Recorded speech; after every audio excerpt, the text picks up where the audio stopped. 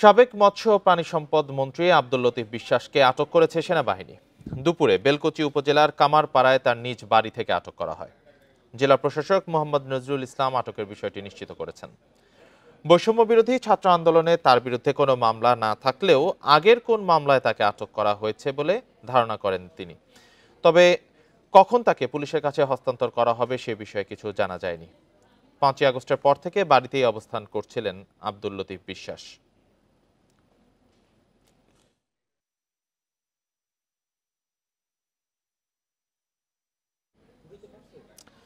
এ বিষয়ে আরো জানাতে সিরাজগঞ্জ থেকে যুক্ত হয়েছেন সহকর্মী দিলীপ কুমার গৌড়। দিলীপ, কোন মামলায় তাকে আটক করা হয়েছে এ বিষয়ে এখন পর্যন্ত কিছু জানা গেছে কিনা? তিনি তো সেনাবাহিনীর হেফাজতে আছেন, পুলিশে কখন হস্তান্তর করা হবে এ বিষয়ে কি কিছু জানা গেছে কিনা?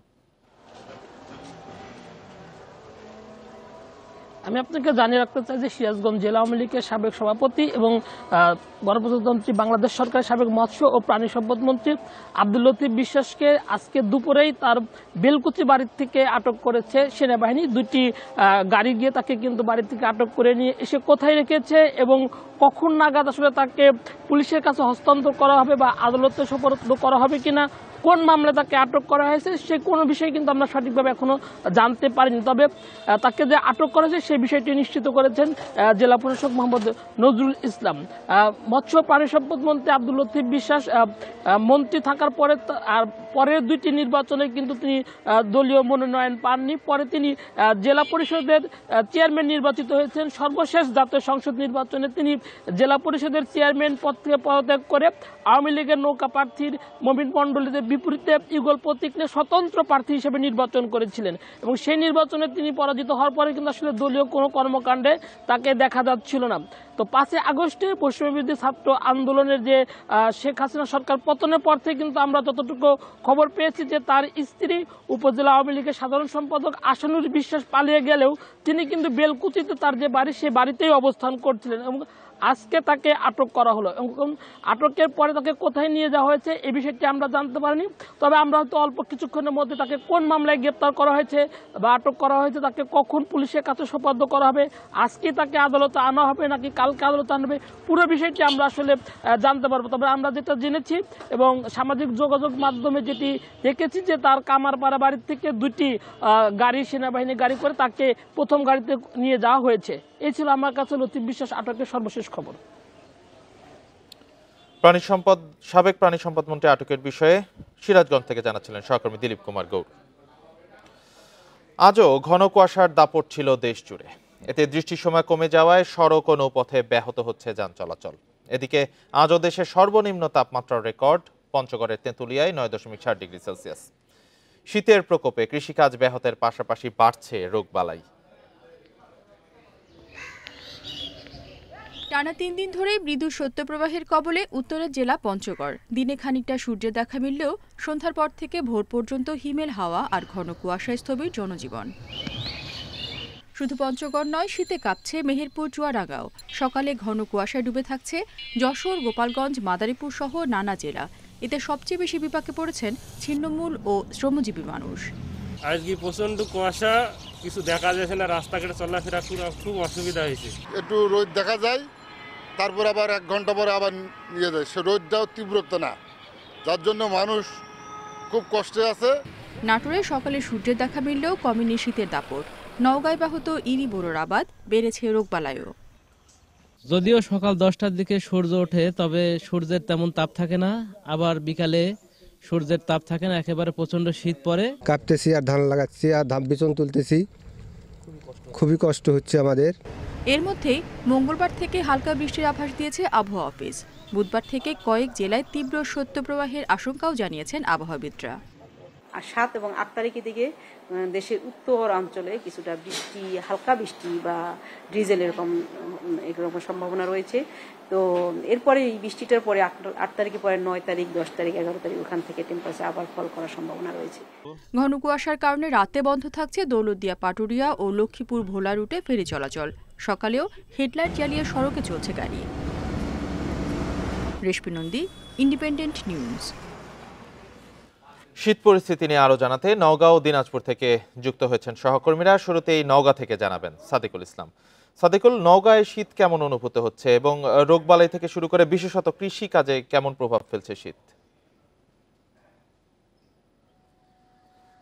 আপনি জানেন যে গত 5 দিন ধরে কিন্তু নওগাঁয় তীব্র শীতে আপনি কিন্তু জনজীবনে একটা স্থবিরতা এসেছিল। আমরা লক্ষ্য করেছি গত 2 দিন ধরে কিন্তু আবার ঝলমলে রোদ দেখা দেওয়ার পরে জনজীবনে কিছুটা স্বস্তি ফিরেছে। আমি আপনাকে দেখাতে চাই যে এটি নওগাঁ শহরতলির একটি বিল এলাকা। এই বিল এলাকায় দেখেন এখন কিন্তু চলছে আপনার চলতি মৌসুমের বোরো রোপণের কাজ, অর্থাৎ জমিতে পানি দিয়ে সেচ দিয়ে জমি তৈরি করা, রোপণ করা, এবং এই কাজগুলো কিন্তু এখন চলছে। কিন্তু গত 4 দিন কিন্তু কৃষি শ্রমিকরা এই মাঠে আসতে পারেননি তীব্র কনকনে শীতের কারণে, যে কারণে কিন্তু অনেকটাই বিলম্বিত হয়েছে বলে মনে করছেন এখানকার চাষিরা। তারা যেটি বলছেন যে আমরা আরো 1 সপ্তাহ আগে থেকে কিন্তু এই চাষাবাদ থেকে শুরু করি, কিন্তু এবারে এই তীব্র শীতের কারণে কিন্তু আমাদের কিছুটা বিলম্ব হয়ে গেছে। আপনাকে আরেকটি তথ্য জানাতে চাই যে এবছর কিন্তু নওগাঁ জেলায় 1,89,000 হেক্টর জমিতে ইরিবোরো চাষের লক্ষ্যমাত্রা ধার্য করা হয়েছে এবং এজন্য তৈরি করা হয়েছে প্রায় 10,000 হেক্টর জমিতে ইরির বীজতলা, এবং এই বীজতলাগুলো কিন্তু ঘন কুয়াশার কবলে পড়ে কিছুটা ক্ষতির মুখে পড়েছিল। কিন্তু কৃষি বিভাগ যেটি বলছে যে এখন আবহাওয়া ভালো হবার কারণে এই বীজতলার তেমন কোনো ক্ষতি হবে না, বরং আমাদের টার্গেট ছিল 9,5 হেক্টর জমিতে বীজতলা তৈরি। সেক্ষেত্রে কিন্তু আমরা 10,000 হেক্টর জমিতে বীজতলা তৈরি করেছি। সেক্ষেত্রে বীজতলা নিয়ে কোনো সমস্যা হবে না। আর শীত পরিস্থিতির কথা আপনাকে যদি বলি, আপনি জানেন যে এখানে কিন্তু আমরা লক্ষ্য করেছি যে এখানকার যারা দিনমজুর খেটে খাওয়া মানুষ, তারা কিন্তু তীব্র শীতের কারণে সকালবেলা ঘর থেকে বেরোতে পারেন না এবং পর্যাপ্ত শীত বস্ত্রের অভাবে তাদের কিন্তু চরম শীত কষ্ট পোহাতে হয়েছে। আরেকটি তথ্য আপনাকে জানাবো যে প্রতি বছর আমরা দেখেছি যে সরকারি বেসরকারি পর্যায়ে আপনার এখানকার ছিন্নমূল দরিদ্র জনগোষ্ঠীর মাঝে কিন্তু শীতবস্ত্র, কম্বল ইত্যাদি বিতরণ করা হতো, কিন্তু এবারে তেমনটি কিন্তু নেই বললেই চলে। সরকারি পর্যায়ে গত পরশু এখানকার জেলা প্রশাসক মোহাম্মদ আব্দুল আওয়াল বিভিন্ন প্রতিষ্ঠান এবং ব্যক্তির মাঝে প্রায় 1,000 কম্বল বিতরণ করেছেন। এর বাহিরে বিএনপি সহ অন্যান্য স্বেচ্ছাসেবী সংগঠন কিন্তু আমরা দেখেছি কিছু কিছু এলাকায় শীতবস্ত্র বিতরণ করেছেন। কিন্তু এখানকার যারা দরিদ্র সম্প্রদায়ের লোকজন তারা বলছেন যে এটি চাহিদার তুলনায় কিন্তু খুবই কম। আর একটি তথ্য আপনাকে জানাই যে আপনি জানেন যে আপনার এখানে শীতজনিত রোগে প্রতিদিন নওগাঁ সদর হাসপাতালে 60 থেকে 70 জন রোগী কিন্তু ভর্তি হচ্ছেন, যার অধিকাংশই কিন্তু ডায়রিয়া, আমাশয়, হাঁপানি রোগে অনেকেই আক্রান্ত হচ্ছেন। সাদেকুল, আপনাকে ধন্যবাদ, আপনি সাথেই থাকবেন। এবার দিনাজপুর থেকে শীত পরিস্থিতি নিয়ে জানাবেন সহকর্মী এস.এম. আলমগীর। আলমগীর, দিনাজপুরে তাপমাত্রা কেমন রয়েছে এবং স্বাভাবিক জনজীবন আসলে শীতে কতটা প্রভাবিত হচ্ছে? আসলে দিনাজপুরের তাপমাত্রা আজকে 13 ডিগ্রি সেলসিয়াস রেকর্ড করা হয়েছে। দিনাজপুরের তাপমাত্রা গত 2 দিন আগে কিন্তু তীব্র এখানে শৈত্যপ্রবাহ বয়ে গেছে। আজকে কিছুক্ষণ আগে দিনাজপুর আবহাওয়া অফিস থেকে যেটি জানিয়েছে সেটি হচ্ছে যে হিমালয়ের এলাকায় একটি ওখানে হিমেল বাতাসের একটি ওখানে তীব্র একটি বাতাসে ওখানে একটা আবহাওয়া তৈরি হয়েছে। এই তৈরি হওয়ার কারণে দক্ষিণে যে বঙ্গোপসাগর থেকে যে একটি ওখানে বাতাস যে এখানে প্রবাহিত হয়, সে বাতাস ওখানে প্রবাহিত হতে পারতেছে না। ফলে আগামী 8 থেকে 10 তারিখে এখানে উত্তরের জেলাগুলোতে এখানে কিন্তু মৃদু বৃষ্টিপাতের কিন্তু পূর্বাভাস দিয়েছে দিনাজপুরের আবহাওয়া পর্যবেক্ষণ যেটি কেন্দ্র রয়েছে। সেখানে বলা হচ্ছে যে বৃষ্টিপাতের পাশাপাশি এখানে কিন্তু শৈত্যপ্রবাহ কিন্তু বয়ে যেতে পারে। আপনাকে বলে রাখি যে এই কয়েকদিনের শৈত্যপ্রবাহ এবং তীব্র শীতের কারণে দিনাজপুরে কিন্তু আমি কৃষকদের সাথে কথা বলেছি, এখন যে বড়র যে বীজতলা তৈরি করা হচ্ছে সেই বীজতলাগুলোতে কিন্তু বিভিন্ন ধরনের রোগবালাই দেখা দিচ্ছে এবং কৃষকরা কিন্তু এই রোগবালাই থেকে মুক্তি পাওয়ার জন্য তাদের কৃষি অফিস থেকে বলা হয়েছে যে এখানে পলিথিন দিয়ে বীজতলাগুলোকে ঢেকে দেওয়ার জন্য এবং কীটনাশক স্প্রে করার জন্য। তারা কিন্তু কীটনাশক স্প্রে করতেছে এবং বীজতলাগুলোকে ঢেকে দিচ্ছে এবং এতে করে তারা কৃষকরা বলতেছে তাদের যে বাড়তি খরচ হচ্ছে এবং এই বাড়তি খরচের কারণে আসলে কিন্তু তারা এই বীজতলাগুলোতে তাদের যে উৎপাদন খরচ কিন্তু তারা বেড়ে যাবে। শুধু তাই না, বড় আবাদের পাশাপাশি অন্যান্য যে এই মৌসুমে যে এই ফসলগুলো রয়েছে, শীতকালীন যে ফসলগুলো রয়েছে, তীব্র শীতের কারণে কুয়াশা এবং শৈত্যপ্রবাহের কারণে সেগুলোতে কিন্তু অনেকগুলো ব্যাঘাত ঘটছে। বিশেষ করে কপি সহ অন্যান্য যে ফসলগুলো রয়েছে সেই ফসলগুলো কিন্তু অনেক ক্ষতিগ্রস্ত হচ্ছে। তো যার কারণে বলা যায় যে এই শীতকালীন এই তীব্র যে শীত, এটি যদি আপনার আগামী 8-10 তারিখে দিনাজপুর আবহাওয়া অফিস থেকে যেটা বলা হচ্ছে যদি বৃষ্টিপাত হয় এবং শীতের তীব্রতা যদি বেড়ে যায় তাহলে কিন্তু আসলে আগামীতে কিন্তু এই শীতজনিত কারণে কিন্তু বড় আবাদের কিন্তু অনেক ক্ষতির সম্ভাবনা রয়েছে। পাশাপাশি এখানে শীতকালীন যে সবজি এবং শীতকালীন যে ফসল রয়েছে সেগুলো কিন্তু অনেক ক্ষতির সম্ভাবনা থাকবে বলে আমাদেরকে কৃষকরা জানিয়েছেন। এই হচ্ছে দিনাজপুরের শীতের বর্তমান অবস্থা।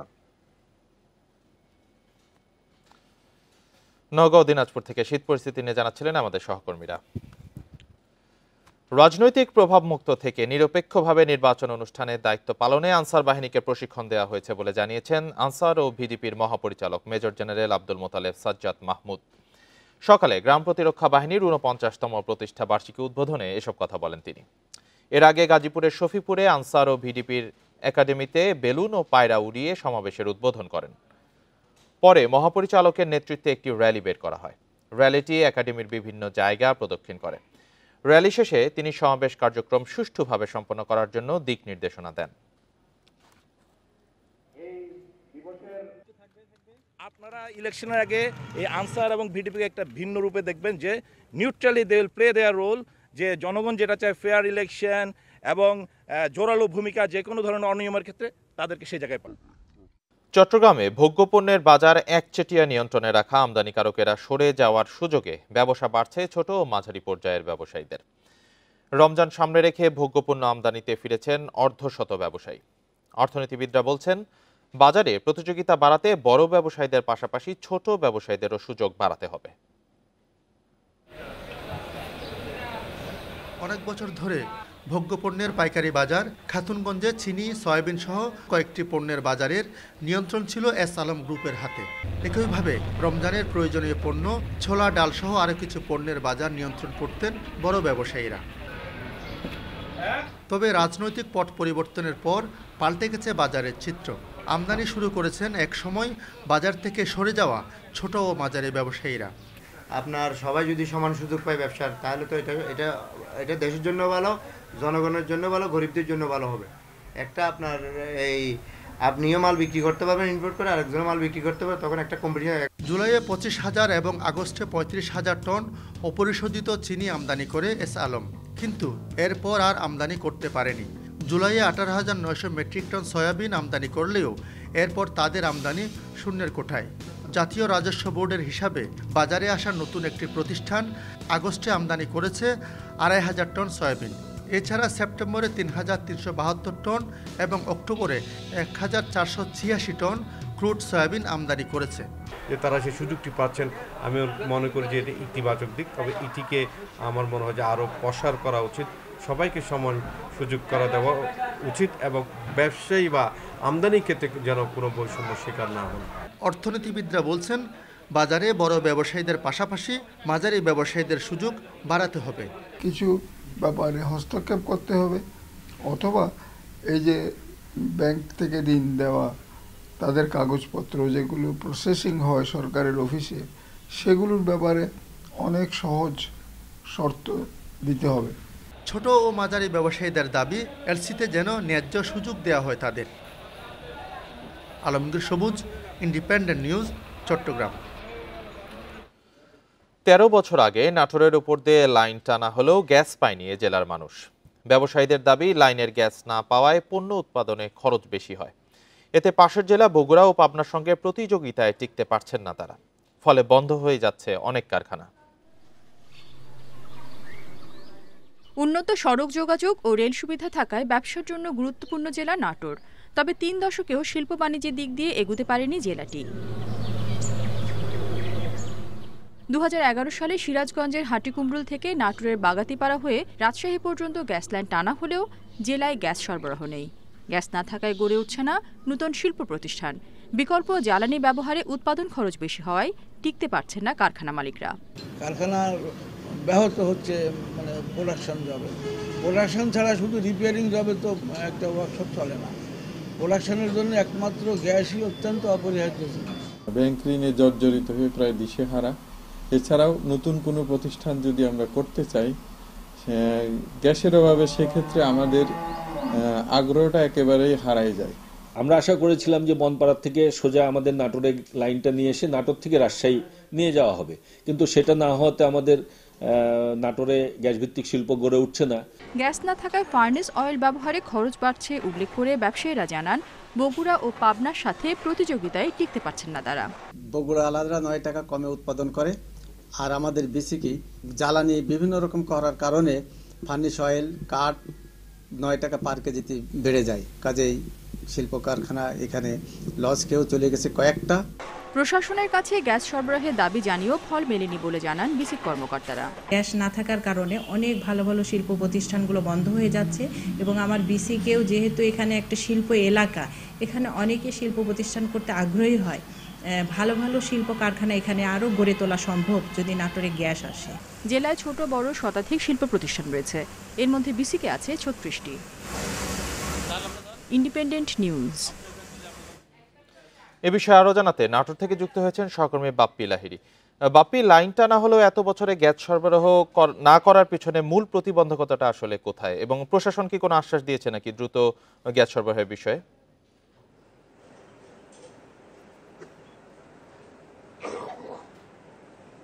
গত 2011 সালে যখন নাটোরের উপর দিয়ে গ্যাস সংযোগটা রাজশাহী জেলাতে যায়, তখন কিন্তু আসলে এখানে যে গ্যাস চাই একটা আন্দোলন কমিটি হয়েছিল, এই গ্যাস চাই আন্দোলন কমিটির পক্ষ থেকে যখন আন্দোলন করা হয়, তখন কিন্তু আসলে নাটোরের যে জেলা প্রশাসক ছিলেন তিনি সহ এবং যে নাটোরের স্থানীয় জনপ্রতিনিধিরা ছিলেন তারা কিন্তু বলেছিলেন যে আসলে নাটোরে গ্যাস সংযোগ দেওয়া হবে। যেহেতু নাটোর সদর উপজেলাতে সীমান্তবর্তী এলাকা বাগাতিপাড়া অঞ্চলে কিন্তু গ্যাসের যে চেম্বারটা রয়েছে ওখান থেকে কিন্তু সংযোগটা রাজশাহীতে নিয়ে যাওয়া হয়েছে। বিশেষ করে যখন সিরাজগঞ্জ থেকে নাটোরে নিয়ে আসা হয়, নাটোরে কিন্তু গ্যাস দেওয়া হবে এরকম প্রতিশ্রুতি কিন্তু আসলে ছিল যে কর্তৃপক্ষদের, যে নাটোরে দেওয়ার পরে কিন্তু আসলে রাজশাহীতে যাওয়া হবে, কিন্তু কোনো অদৃশ্য কারণে কিন্তু আসলে সেই সময় নাটোরের গ্যাস সংযোগ দেওয়া হয়নি, যার ফলে কিন্তু নাটোরকে বাইপাস করে রাজশাহীতে নিয়ে যাওয়া হয়েছে। এতে এই বিষয়গুলো নিয়ে কিন্তু এখনো যে নাটোরে আমি জেলা প্রশাসকের সাথে কথা বলেছিলাম, বা এই শিল্প প্রতিষ্ঠান সংশ্লিষ্ট যে কর্তৃপক্ষ রয়েছে তাদের সাথেও কথা বলেছিলাম, বা বিশেষ করে ব্যবসায়ীদের সাথেও কথা বলেছিলাম, তারা কিন্তু আমাদেরকে জানিয়েছেন যে আসলে শুধুমাত্র এই গ্যাস সংযোগ না থাকার কারণে কিন্তু আসলে নাটোর থেকে এই শিল্প প্রতিষ্ঠানগুলো আসলে ধ্বংস হয়ে যাচ্ছে। কারণ এইখানে বিশেষ করে নাটোরে কিন্তু কয়েকটি বিসিক এলাকাতে কিন্তু কয়েকটি এই যে ছিল যে সিলভার, অ্যালুমিনিয়াম সহ যে স্টিলের যে কারখানাগুলো রয়েছিল এখান থেকে আসলে উৎপাদন করা হতো এক সময়। সেই তাদেরকে আসলে ফার্নিশ অয়েল দিয়ে ব্যবহার করার কারণে খরচের পরিমাণটা অনেক বেশি হয়, তারা কিন্তু আসলে লোকসানে পড়তে পড়তে এক সময় কিন্তু আসলে তারা প্রায় বন্ধই করে দিয়েছে। এখন কিন্তু আসলে নাটোর বিসিক শিল্প এলাকায় 2-1টি যে স্টিল ফ্যাক্টরি রয়েছে, সেই স্টিল ফ্যাক্টরি রয়েছে, তারাও কিন্তু আসলে আশঙ্কা করছেন যদি গ্যাস সংযোগ পাওয়া না যায় তারা কিন্তু আসলে এগুলো বন্ধ করে দিতে বাধ্য হবেন। কারণ তারা যে পরিমাণ খরচ দিয়ে এই উৎপাদনগুলো করছে সেই উৎপাদনের সাথে কিন্তু আসলে বগুড়া বা পাবনার যে ব্যবসায়ী রয়েছে তাদের যে গ্যাসের উৎপাদন সেই উৎপাদনের খরচের সাথে তারতম্য থাকার কারণে এরা আসলে লোকসানে পড়ছেন। নাটোর থেকে জানাচ্ছিলেন সহকর্মী বাপ্পি লাহিড়ী। যমুনার বুকে নবনির্মিত রেল সেতু দিয়ে চূড়ান্ত পরীক্ষার অংশ হিসেবে ঘন্টায় 120 কিলোমিটার গতিতে ট্রেন চালাচ্ছেন প্রকৌশলীরা। সোমবার পর্যন্ত সেতুর দুই পাশ থেকে ট্রেন চালিয়ে পরীক্ষা নিরীক্ষা করা হবে। সবকিছু ঠিক থাকলে ফেব্রুয়ারির মাঝামাঝি রেল সেতু দিয়ে বাণিজ্যিকভাবে ট্রেন চলাচল শুরুর আশা করা হচ্ছে। দেশি বিদেশি প্রকৌশলীদের তত্ত্বাবধানে শেষ হয়েছে যমুনার উপর দেশের দীর্ঘতম রেল সেতু। অত্যাধুনিক প্রযুক্তিতে নির্মিত সেতুতে চলছে পরীক্ষামূলক ট্রেন চলাচল। সোমবার চূড়ান্ত পর্যায়ের পরীক্ষায় প্রথমে ঘন্টায় 60 কিলোমিটার ও পরে ধাপে ধাপে সর্বোচ্চ 120 কিলোমিটার গতিতে পাশাপাশি দুটি ট্রেন চালানো হয়। এ সময় বিভিন্ন খুঁটিনাটি পরীক্ষা করেন প্রকৌশলীরা। দীর্ঘ পরিশ্রমের পর দেশের দীর্ঘতম রেল সেতু দিয়ে সফলভাবে পরীক্ষামূলক ট্রেন চলাচল করায় খুশি প্রকল্প সংশ্লিষ্টরা। আমার অনুভূতি অসাধারণ। এখানে প্রজেক্টটা শুরু থেকে আছে, একদম পাইলিং থেকে শুরু করে একদম শেষ পর্যন্ত থাকতে পারে এত বড় একটা কাজে ইন্টারন্যাশনাল একটা প্রজেক্ট। পার হইতে মোটামুটি 20 থেকে 25 মিনিট সময় লাগতো, আর এই ব্রিজটা চালু হলে মানে যাওয়ার ট্রেন ইজিলি যাইতে পারবে, আবার আসার ট্রেনও ওই দিক থেকে আসতে পারবে, এবং এই ব্রিজটা পার হতে 4 থেকে 5 মিনিট সময় লাগবে। আর কোনো সমস্যা দেখা না দিলে ফেব্রুয়ারির মাঝামাঝি বাণিজ্যিকভাবে ট্রেন চলাচলের জন্য রেল সেতুটি খুলে দেওয়া হবে বলে জানিয়েছেন প্রকল্প পরিচালক। এখন আমরা পরীক্ষা নিরীক্ষা করে দেখলাম যে এই স্পিডেই সেতুটিতে চলাচলের উপযোগী। অতএব এটা আমাদের জন্য আসলে একটা পার্সোনালি বলেন বা ইনস্টিটিউশনালভাবে রেলপথ মন্ত্রণালয়, বাংলাদেশ রেলওয়ে এটাতে মানে নিজেরাই সন্তুষ্ট হতে পেরেছে। 4.8 কিলোমিটার দীর্ঘ রেল সেতুটি নির্মাণে খরচ হয়েছে প্রায় 16,781 কোটি টাকা। জাপান ও বাংলাদেশের যৌথ অর্থায়নে প্রকল্পটি বাস্তবায়ন করেছে জাইকা। Independent news. লক্ষ্মীপুরে ফিটনেসবিহীন যানবাহনের বিরুদ্ধে অভিযান চালাচ্ছে প্রশাসন। এ বিষয়ে আরো জানাতে যুক্ত হয়েছেন সহকর্মী আব্বাস হোসেন। আব্বাস, অভিযান এখন কোন পর্যায়ে আছে, আর ফিটনেসবিহীন গাড়ির বিষয়ে আসলে কি ব্যবস্থা নেওয়া হচ্ছে? আসলে কিন্তু শহরের যে রামগতি লক্ষ্মীপুর যে সড়ক রয়েছে, সড়কের মিয়া রাস্তার মাথায় কিছুক্ষণ আগে যে উপজেলা নির্বাহী কর্মকর্তা জামশেদ আলম রানার নেতৃত্বে কিন্তু এখানে অভিযান তারা শুরু করেছে। তবে এই বিষয়ে আমি কথা বলেছি, যদি আমি একটু আপনাকে দেখাতে চাই যে জামশেদ আলম রানার নির্বাহী কর্মকর্তা যেটি জানিয়েছেন, আজকে তারা যে অভিযান শুরু করেছে এটি সন্ধ্যা পর্যন্ত অভিযান চলবে। এখন পর্যন্ত প্রায় কয়েকটি যে ফিটনেসবিহীন যানবাহনকে জরিমানা করা হয়েছে, বাকিগুলোর বিরুদ্ধে তারা ব্যবস্থা নেওয়ার কথা বলছেন। তবে যদি আমি আপনাকে একটু বলে রাখি, গত 2.5 মাসে লক্ষ্মীপুরে 2টি বাসে যে গ্যাস সিলিন্ডার বিস্ফোরণের কারণে কিন্তু 5 জন মারা গেছে, 12 জন আহত হয়েছে। সেটি হলো গিল্লায় ফিলিং স্টেশন, সেখানে কিন্তু বিস্ফোরিত হয়। এরপরে কিন্তু সে গ্যাস পাম্পটি প্রশাসনের পক্ষ থেকে বন্ধ করে দেওয়া হয়। এখন পর্যন্ত সেখানে যে কর্তৃপক্ষ রয়েছে তাদের বিরুদ্ধে মামলা করা হয়েছে।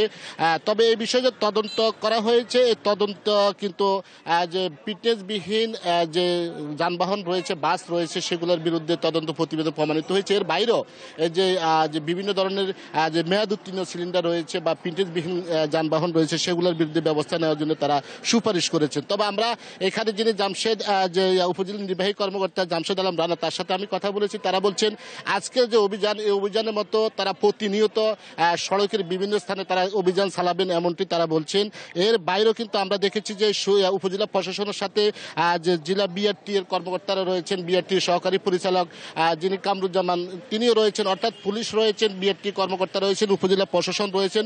এই সবার সম্মিলিতভাবে কিন্তু এই অভিযান সেটি তারা শুরু করেছেন। এই অভিযান চলমান থাকবে এমনটি বলেছেন। তবে আমি এর বাইরে কিন্তু আমি এখানে অনেক যে পরিবহন শ্রমিকদের সাথে কথা বলেছি, তারা যেটি জানিয়েছেন, আসলে অনেকে জানেন না তাদের যে প্রত্যেকটি যে বাস রয়েছে, বাসে যে সিলিন্ডার রয়েছে সেগুলোর মেয়াদ উত্তীর্ণ, অর্থাৎ সেগুলো নির্মমারেন, এমনটি তারা না জানার কারণে মূলত বারবারে বিস্ফোরণ হচ্ছে। তো লক্ষ্মীপুরে যে লক্ষ্মীপুর টু রামগতি, লক্ষ্মীপুর টু রায়পুর এবং লক্ষ্মীপুর টু রামগঞ্জ এবং চন্দ্রগঞ্জ, এই কয়েকটি সড়কে কিন্তু প্রায় যে মিলে সিএনজি এবং বাস মিলে প্রায় 15,000 যানবাহন চলাচল করে। এই সব যানবাহনে কিন্তু মূলত যে গ্যাসের উপর নির্ভরশীল। তো এসব সিলিন্ডার বেশিরভাগই কিন্তু আমরা দেখেছি যে মেয়াদ উত্তীর্ণ।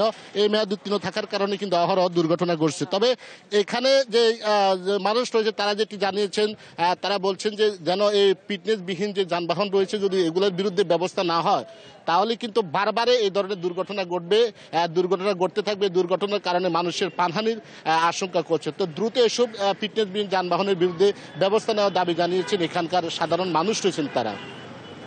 লক্ষ্মীপুর থেকে জানাচ্ছিলেন সহকর্মী আব্বাস হোসেন। মুন্সিগঞ্জের শ্রীনগরে বস্ত্র ও পাট মন্ত্রণালয়ের অতিরিক্ত সচিব সেলিম খান এবং তার চাচাতো ভাই রেজানুর খান রতনের বাড়িতে ডাকাতি হয়েছে। এ সময় নগদ 6,90,000 টাকা এবং 17 ভরি স্বর্ণালঙ্কার লুট করে ডাকাত দল। ভোরে উপজেলার বারৈখালীতে দরজা ভেঙে বাড়িতে ঢুকে ডাকাতরা। এ সময় বাড়িতে থাকা তার বড় বোনের হাত পা বেঁধে নগদ টাকা ও স্বর্ণালঙ্কার লুট করে তারা। সেলিম খানের বাড়ি থেকে 3,90,000 টাকা এবং 5 ভরি স্বর্ণ, আর রেজানুর খানের বাড়ি থেকে 3 লাখ টাকা ও 12 ভরি স্বর্ণালঙ্কার নিয়ে যায় ডাকাতরা। ঘটনাস্থল পরিদর্শন করেছে আইন শৃঙ্খলা বাহিনী। জড়িতদের গ্রেপ্তার ও মালামাল উদ্ধারের চেষ্টা চলছে।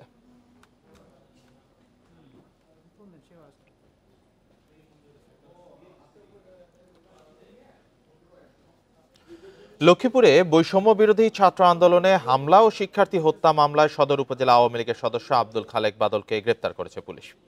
ভোরে রাজধানীর মিরপুর থেকে তাকে গ্রেপ্তার করা হয়। পুলিশ জানিয়েছে, গত 4 আগস্ট লক্ষ্মীপুর শহরের তমিজ মার্কেটের সামনে আওয়ামী লীগ ও যুবলীগের নেতাকর্মীরা ছাত্র জনতার উপর হামলা ও গুলি বর্ষণ করে। এ সময় গুলিবিদ্ধ হয়ে 4 শিক্ষার্থী নিহত ও 3 শতাধিক মানুষ আহত হয়। ওই ঘটনায় সরাসরি জড়িত থাকায় আব্দুল খালেক বাদলকে গ্রেপ্তার করা হয়েছে। পরে আদালতের মাধ্যমে তাকে কারাগারে পাঠানো হয়েছে।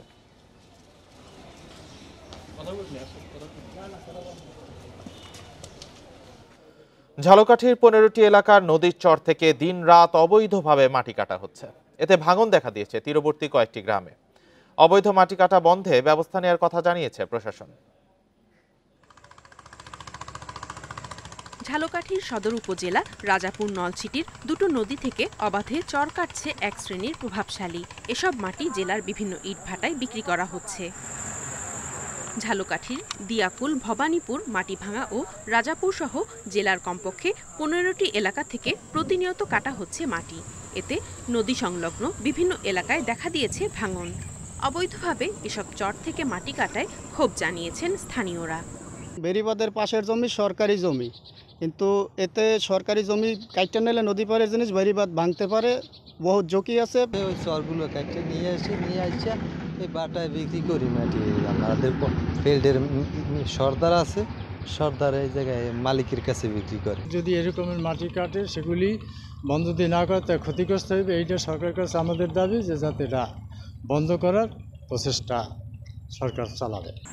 মাটি কাটা বন্ধে উপজেলা প্রশাসনকে নির্দেশনা দেওয়া হয়েছে বলে জানিয়েছেন জেলা প্রশাসক। আমাদের জেলা প্রশাসন থেকে সকল উপজেলার ইউনোদেরকে এবং এসিডেন্টদেরকে নির্দেশনা দেওয়া আছে এই বিষয়ে প্রয়োজনীয় ব্যবস্থা গ্রহণ করার জন্য, এবং মাটি কাটা বন্ধ করার ক্ষেত্রে জেলা প্রশাসন সার্বিক সবসময় সতর্ক রয়েছে।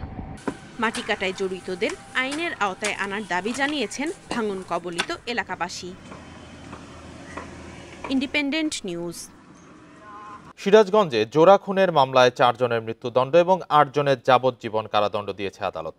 দুপুরে অতিরিক্ত জেলা ও দায়রা জজ আদালত 3-এর বিচারক মোহাম্মদ মাহবুবুর রহমানের রায় ঘোষণা করেন। একই সঙ্গে মৃত্যুদণ্ডপ্রাপ্ত 4 জনকে 50,000 টাকা করে অর্থদণ্ড করা হয়েছে। এছাড়া যাবজ্জীবন সাজাপ্রাপ্ত 8 জনকে 25,000 টাকা করে জরিমানা, অনাদায়ে আরও 3 মাস কারাদণ্ডের আদেশ দেওয়া হয়। মামলা থেকে জানা যায়, উল্লাপাড়া উপজেলার চকপাঙ্গাসী গ্রামের সাইফুল ইসলামের সঙ্গে প্রতিবেশী আবুল কালামের বিভিন্ন বিষয় নিয়ে বিরোধ চলছিল। 2017 সালের 21শে জানুয়ারি সাইফুলের বাড়িতে হামলা করে আবুল কালামের সমর্থকরা। এ সময় আহতদের হাসপাতালে ভর্তি করা হলে মকবুল হোসেন ও সাইফুল ইসলামকে মৃত ঘোষণা করেন চিকিৎসক।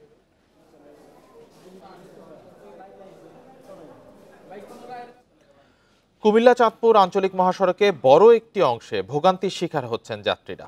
বিটুমিন উঠে তৈরি হয়েছে ছোট বড় গর্ত। এছাড়া নাটোরের সিংড়ায় 5 গ্রামের মানুষের ব্যবহার করা একটি গ্রামীণ সড়ক পাকা করার উদ্যোগ নেয়নি কোনো সরকার।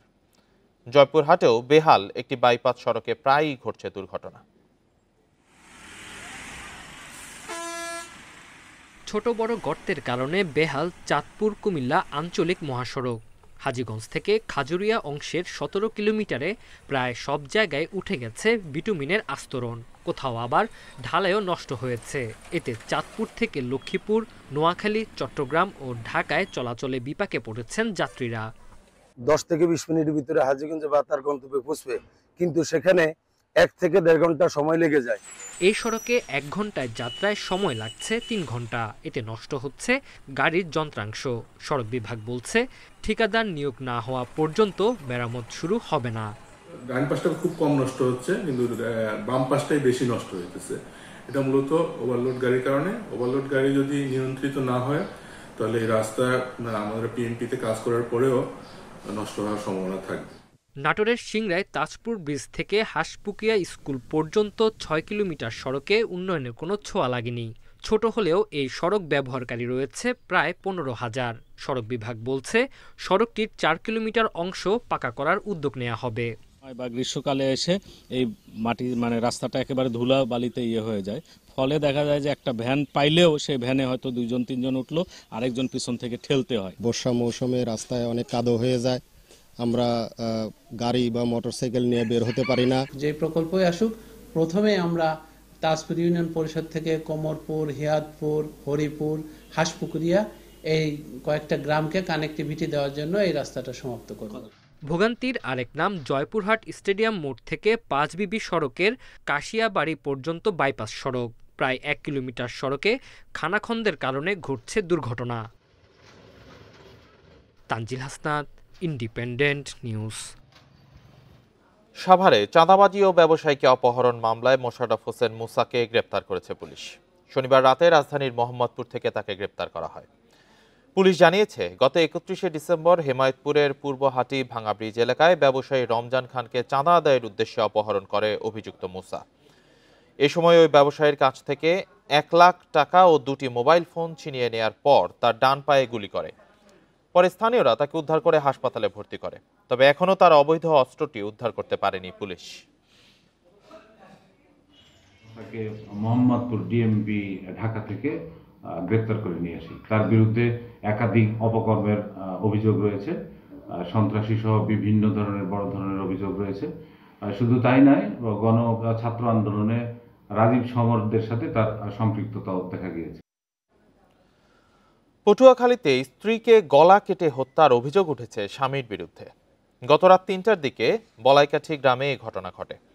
নিহতের স্বজনরা জানান, নূর মোহাম্মদ হাওলাদারের সঙ্গে প্রায়ই বাগবিতণ্ডা হতো স্ত্রী নূরজাহান বেগমের। এর জেরে ঘুমন্ত স্ত্রীকে হত্যা করে পালিয়ে যায় স্বামী নূর মোহাম্মদ। খবর পেয়ে ঘটনাস্থল থেকে মরদেহ উদ্ধার করে মরদেহ ময়নাতদন্তের জন্য হাসপাতালে পাঠিয়েছে পুলিশ।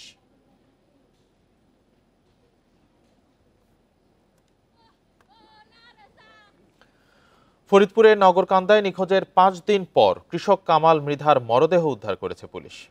এ নিয়ে গত 2 দিনে 3 জনের মরদেহ উদ্ধার হলো। পুলিশ জানিয়েছে, স্থানীয়রা উপজেলার ভোজরডাঙ্গি এলাকার একটি পেঁয়াজের ক্ষেতে রক্ত ও নতুন কবর দেখে পুলিশকে খবর দেয়। পরে কবর খুঁড়ে কামালের মরদেহ উদ্ধার করা হয়। গত 30শে ডিসেম্বর রাতে বাড়ি থেকে চা পানের জন্য বের হন কামাল। এরপর থেকে তার কোনো খোঁজ না পেয়ে বৃহস্পতিবার থানায় সাধারণ ডায়েরি করে তার পরিবার। এদিকে দিনাজপুরে পার্বতীপুরের সাঁকোয়া ব্রিজের নিচের একটি ডোবা থেকে অজ্ঞাত যুবকের মরদেহ উদ্ধার করেছে পুলিশ।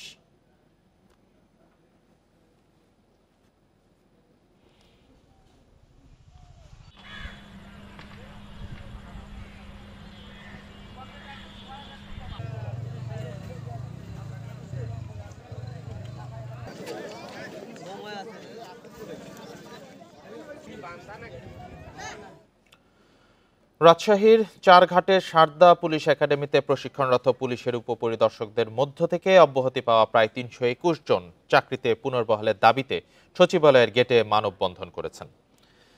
সকাল 10:30টার দিকে সচিবালয়ের 4 নম্বর গেটের সামনে এই অবস্থান কর্মসূচি পালন করেন তারা। এ সময় 100 জনের বেশি সদস্যকে ব্যানার নিয়ে দাঁড়িয়ে থাকতে দেখা যায়।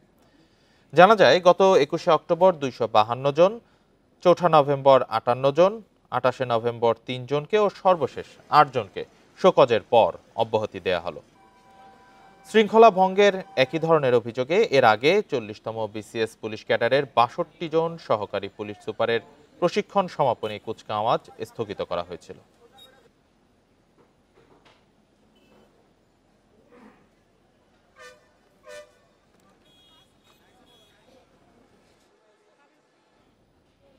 আর এই ছিল আজকের সমগ্র বাংলাদেশের আয়োজনে। ইন্ডিপেন্ডেন্ট টেলিভিশনের সব খবর আরো বিস্তারিত জানতে চোখ রাখুন ফেসবুক, ইউটিউব, এক্সে। এতক্ষণ সাথে থাকার জন্য ধন্যবাদ সবাই।